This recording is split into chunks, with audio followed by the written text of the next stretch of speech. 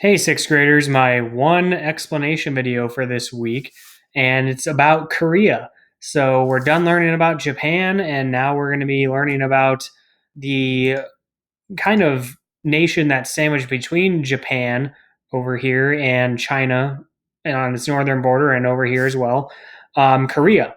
And Korea is a very important country. The United States is very involved there, as you know. And today, another thing that you very well know is it is a divided country: South Korea, North Korea. And again, probably things you already know: North Korea, a dictatorship, been a long-time enemy of the United States, although our relationship has improved under President Trump meeting with Kim Jong Un here. And we have always been pretty firm allies with South Korea. So we're just going to be learning about these two countries and also just the history of Korea even before it was two Koreas. So I'm just going to go through the grapes today of Korea and starting off with the geography. It's very similar to Japan in that it's quite mountainous in the center. Most people live along the coast, so a lot like Japan, just a lot of the people live on the coast because it's not as mountainous as Japan in the center, as you can see here by this elevation map. But there's plenty of hills where you like don't have good farming soil and whatnot.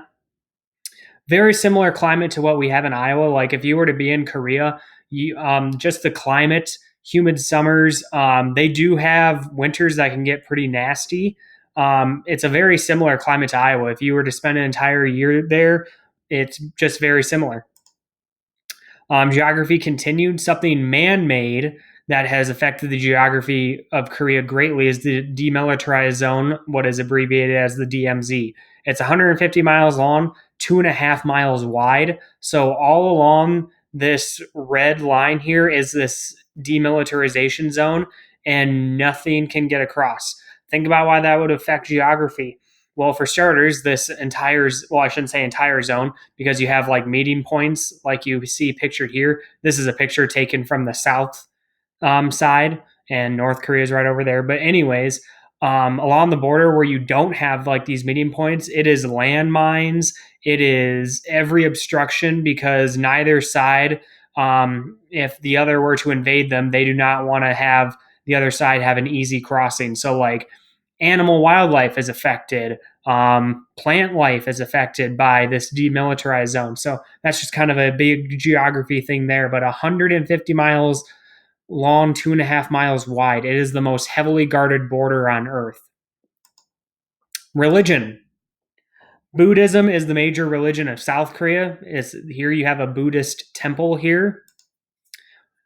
Christianity is also on the rise. North Korea has no freedom of religion, and they have what is called state atheism, where you can be arrested for practicing religion really of any kind. Buddhism is tolerated a little bit in North Korea. Later next week, you're gonna read an article about Christianity. People get arrested for owning Bibles in North Korea. So they expect you to be atheist in North Korea. Like I said, they're a little easier on Buddhists, but even Buddhists face persecution. But again, state atheism, and the leaders, the past leaders of North Korea, Kim Il Sung, Kim Jong Il here, are pretty much worshipped as gods. I watched a documentary a few years back about a medical team going into North Korea to help people with cataracts. You don't even know what cataracts are. It's something you can get when you're older, where you get like this kind of hazy cloud. I can't think of the word, just kind of like a film that can form over your eye, and it can lead to blindness. And a cataract isn't permanent. You can have it removed, and that's what this medical team did. And in the documentary, it shows a bit where a woman, like a woman probably in her 60s or 70s, has one of these cataracts removed. She immediately goes to a picture of Kim Jong Il here and thanks what they call him, the dear leader, for restoring her eyesight. So again, just kind of brainwash religion wise too. Achievements. Korea as a whole has had plenty of achievements. The rice seed, like the seed for planting rice, is believed to have originated in Korea. Rain gauges. Those that live on farms, you might have a rain gauge in your yard. Rain gauges came from Korea. Fishing nets. The first fishing net was believed to have been made in Korea. Newspaper. One of the earliest newspapers in human history came out of Korea. Refrigeration. This picture here, that is one of the earliest forms of refrigeration, digging a hole in the ground where it's cooler underground. They, like Japan, they have also made many leaps in technology recently.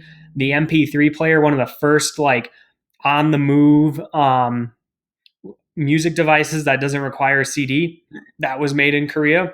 The company who makes MP3 players, can't remember what they're called now. They're a South Korea based company.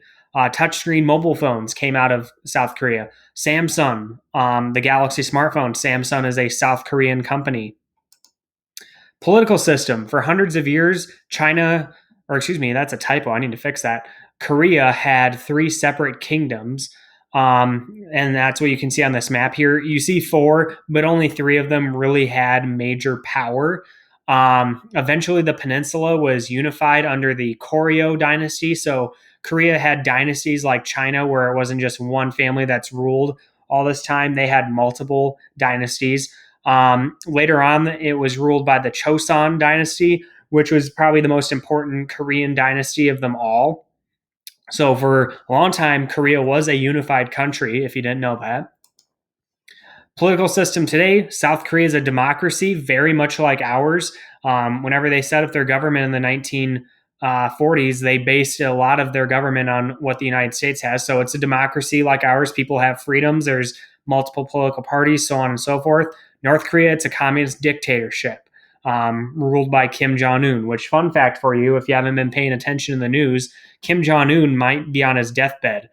He is not a healthy person, as I'm sure you've been able to see in pictures before, but he had heart surgery, and it sounds like complications from that surgery, he might die. So I have a little article in video, maybe I'll have you watch and read next week about that and the effect it could have on North Korea if he dies, because his children are all like toddlers, and they're all, unless I'm mistaken, they're all daughters. And in North Korea, there's never really been any talk that there could be a female ruler. So if he does die, it could be a major thing in terms of what happens to North Korea. So anyways, today, that's what it is.